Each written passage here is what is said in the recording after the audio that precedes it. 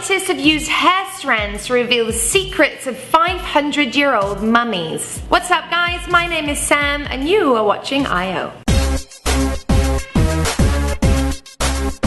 Now, if you remember, a couple of months ago we covered a story about a 13-year-old girl whose body was almost perfectly preserved for over 500 years. And she was an Inca girl. She was found with 2 other children. She was the oldest of the 3. The children were found in 1999 on a mountain in Argentina. I'm not going to say the name of the mountain because I can't say it. The girl in particular made headlines because the photographs were really quite astonishing. She just looked like a little girl curled up, even after 500 years. So scientists have obviously been doing a lot of research, a lot of work on the bodies, and it's in the press again because they have used hair samples from the children to discover not only how they died, but what happened in the lead up to their deaths. So on analysis of the children's hair strands, which apparently still hold some kind of chemical fingerprint of their diet prior to their deaths, which is just crazy. Anyway, so in their hair strands, they found high levels of alcohol and drugs. Now the drugs were cacao leaves, which were actually used to form cocaine,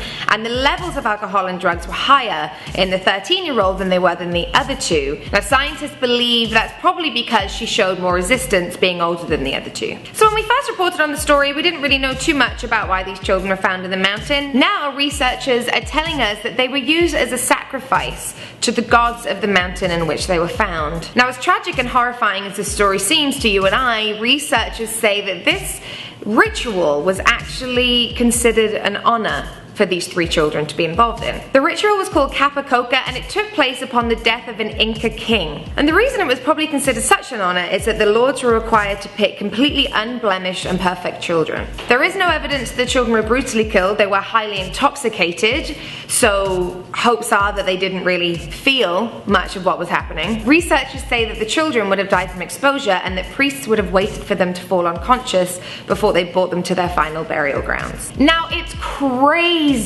what science can do these days, the information that we can get and the stories that can be told. Albeit this is a sad one, it's still very, very fascinating. We continue to find out more and more about these civilizations that came before us. Goodness knows what they're going to know about us in the future. Now we have all kind of social media and online stuff. But what kind of civilizations interest you?